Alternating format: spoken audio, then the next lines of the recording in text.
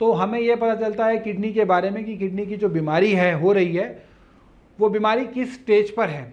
और कई बार क्या होता है कि ट्रांसप्लांट के बाद भी बायोप्सी कराने की ज़रूरत पड़ती है। किसी भी प्रकार की एक्यूट इलनेस जो है वो ना हो जाए, उसमें बायोप्सी के टाइम पे एक्यूट इलनेस होने की संभावना ना हो। किडनी बायोप्सी से रिलेटेड एक प्रकार का डर भी होता है क्योंकि इसमें 1 से 2 दिन के लिए एडमिट रहना पड़ता है। नमस्कार, मैं डॉक्टर पुनीत कर्मा आयुर्वेदा में आपका फिर एक बार स्वागत करता हूं और आज हम बात करेंगे किडनी, जो कि एक बॉडी में बहुत ही इंपॉर्टेंट ऑर्गन है।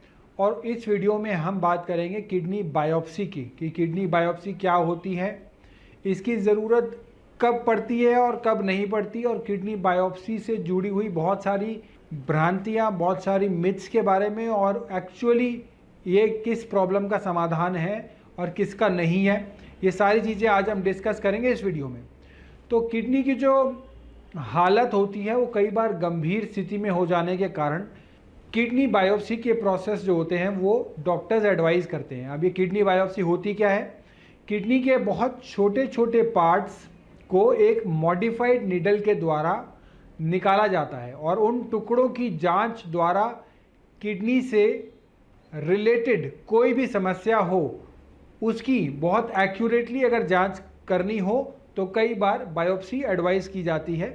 बहुत सी बार डायग्नोसिस प्रॉपर नहीं बन पाता तो बायोप्सी इसलिए डॉक्टर्स कई बार एडवाइस करते हैं। बायोप्सी के द्वारा किडनी के टिश्यू लेवल पर पोजीशन पता चलती है। बायोप्सी के अलावा बहुत सारे किडनी के अन्य टेस्ट भी होते हैं जो डॉक्टर्स समय समय पर एडवाइस करते हैं, जैसे renal scan, DTPA, MRI, CT scan, blood test, ultrasound, urine test, ये सारे टेस्ट करवाए जाते हैं और साथ साथ बायोप्सी कराई जाती है। बायोप्सी और इन सारे टेस्ट में एक जो डिफरेंस है वो ये है कि बायोप्सी जो है वो एक इन्वेजिव प्रोसेस होती है, किडनी के तक जाकर एक निडल के द्वारा वहाँ से टिश्यू लिया जाता है, जबकि ये सारे जो टेस्ट हैं ये नॉन इन्वेजिव होते हैं, ये ब्लड या यूरिन के द्वारा लिया जाता है। पर रियल में अगर बात करें तो किडनी में अंदर क्यों जा रहा है, बायोप्सी में ही क्लियर हो सकता है किडनी के अंदर क्या डिजीज़ है, उसके बारे में कई बार बायोप्सी कराने की इसलिए आवश्यकता पड़ती है।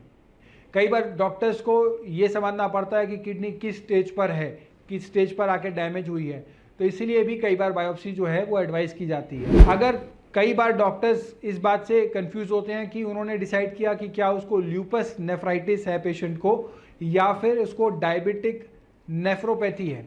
अब डायबिटीज़ के पेशेंट में कुछ और तो नहीं आ रहा, कोई और कॉम्प्लिकेशन तो डेवलप नहीं हो गई, और ये मान लेना कि किडनी पेशेंट को कॉम्प्लिकेशन डायबिटीज़ के कारण ही आ रही है, तो ये एकदम से इस तरीके की मान लेना कि डायबिटीज़ के बाद कोई और कॉम्प्लिकेशन नहीं है, थोड़ा ये होगा, नैरो माइंडेडनेस हो जाती है। हमें थोड़ा ओपन माइंड लेके कई बार डॉक्टर्स को चलना पड़ता है कि कोई और कॉम्प्लिकेशंस तो नहीं आ गई है।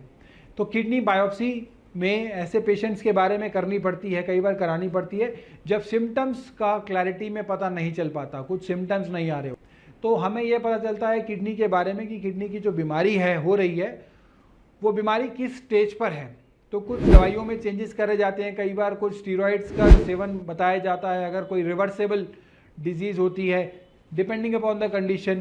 तो सबसे इम्पॉर्टेंट पॉइंट ये है कि किस टाइम पर बायोप्सी करानी चाहिए, और 2 से 3 महीने तक कई बार पेशेंट बायोप्सी के बारे में प्लान करते रहते हैं, बताया जाता है, और वो 2-3 महीने निकल जाते हैं। तो कई बार एक पर्टिकुलर टाइम होता है कि बायोप्सी इस पर्टिकुलर टाइम पे हो तो ही वो बेस्ट रिजल्ट दे पाएगी।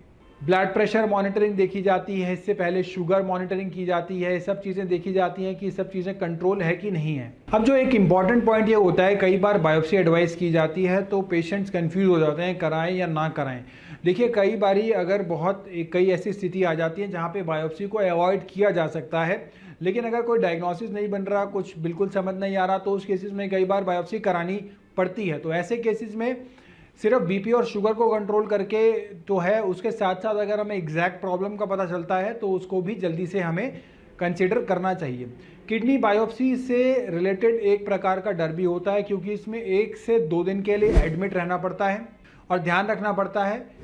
लोगों को लगता है कि सुइयाँ जो हैं वो उसके कुछ टुकड़े निकालेंगे और बहुत दर्द होगा, लेकिन इस तरह का कुछ नहीं होता, क्योंकि आज के टाइम पे क्या होता है, बायो ऑप्टिक गन्स आती हैं जिसके एक क्लिक के तरह ऑपरेट करती हैं, ये क्लिक की तरह ऑपरेट करती हैं। जैसे कि आजकल आपने इंसुलिन पेन्स के बारे में सुना होगा, उसी तरीके से ये बायोऑप्टिक गन्स होती हैं, जो कि हम पहले भी अल्ट्रासाउंड से, ये बायोऑप्टिक गन्स जैसे जैसे जाती हैं तो ये अल्ट्रासाउंड की गाइडेंस लेके जाती हैं। अल्ट्रासाउंड की मशीन इनको गाइड करती है।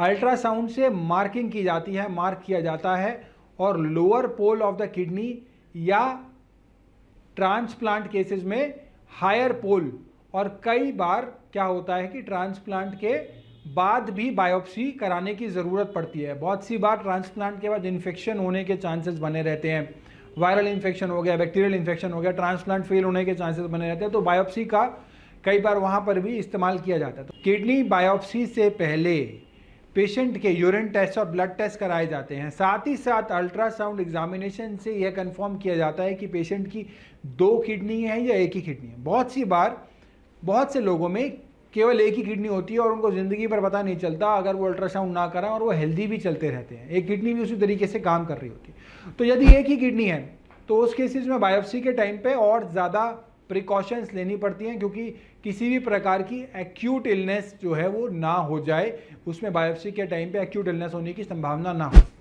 अगर ऑलरेडी किडनी सिकुड़ी हुई है, यानी कि किडनी में श्रिंकेज है, तो किडनी के बायोप्सी करने के टाइम पे कॉम्प्लिकेशंस की संभावना कई गुना बढ़ जाती है। तो बहुत सी बार ऐसे केसेस में किडनी की बायोप्सी को अवॉइड करना सही रहता है। कॉम्प्लिकेशन श्रिंकेज वाले केसेस में ज़्यादा होने की संभावना बनी रहती है, लेकिन आजकल एडवांस होने की बजाय कॉम्प्लिकेशंस काफ़ी बार देखा जाता है अगर सही जगह से बायोप्सी होती है।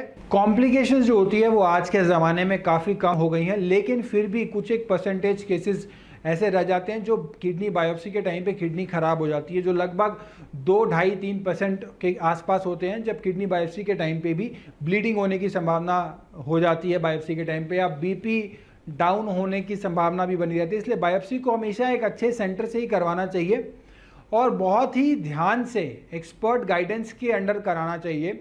इलेक्ट्रॉन माइक्रोस्कोपी के द्वारा इसमें बहुत सारी चीज़ें बायोप्सी के अंदर देखी जाती हैं और बहुत सी बार इसमें माइन्यूटली स्कैन किया जाता है। किडनी में इन्फेक्शन तो कोई नहीं है किसी प्रकार का, फंगल इन्फेक्शन तो नहीं है, बैक्टीरियल इन्फेक्शन तो नहीं है, वायरल इन्फेक्शन तो नहीं है, जो कि बाहर से नहीं पकड़ा जाता बहुत सी बार। तो बायोप्सी कराने के बाद डॉक्टर्स के पास एक प्रकार का इन्वेस्टिगेशन हो जाती है कि किसी प्रकार का कोई वायरल है, बैक्टीरियल है या फिर फंगल इन्फेक्शन है। किस स्टेज पर आकर बायोप्सी करानी चाहिए या किस स्टेज पर आकर नहीं करानी चाहिए, ये एक बहुत इंपॉर्टेंट डिसीजन होता है, क्योंकि कई बार देखा जाता है कि ज़रूरत नहीं है फिर भी डॉक्टर्स जो है वो बायोप्सी को एडवाइस कर देते हैं, तो जिससे पेशेंट को बहुत सा शारीरिक, मानसिक और आर्थिक नुकसान उठाने पड़ते हैं। तो इस तरह की कोई चीज़ ना हो, उसी के लिए हमें बहुत ही स्पेसिफिक केस में स्पेसिफिक डिजीज़ के एंटिसिपेशन में बायोप्सी करनी चाहिए। डॉक्टर्स ने अगर आपको बायोप्सी की सलाह दी है तो बहुत सी बार बायोप्सी की रिक्वायरमेंट कई बार ऐसी होती है कि और कुछ ऑप्शन नहीं बचता तो हमें करानी पड़ती है, लेकिन अगर हो सके तो उसे अवॉइड करना भी पॉसिबल हो तो अवॉइड भी करना चाहिए। लेकिन अगर बायोप्सी से कुछ लाभ हो रहा है, कुछ जो हमें पता नहीं चल पा रहा है, किस तरह का इन्फेक्शन है, उसका ट्रीटमेंट नहीं हो पा रहा है, तो उस केस में बायोप्सी करा के किडनी की हेल्थ को कंट्रोल किया जा सकता है, ये देखने वाली बात है। तो हमने देखा कि बायोप्सी जो है वो किन केसेस में करानी चाहिए और किन केसेस में फ़ायदेमंद है। बायोप्सी का प्रोसेस क्या होता है, किस तरीके से होता है। नमस्कार।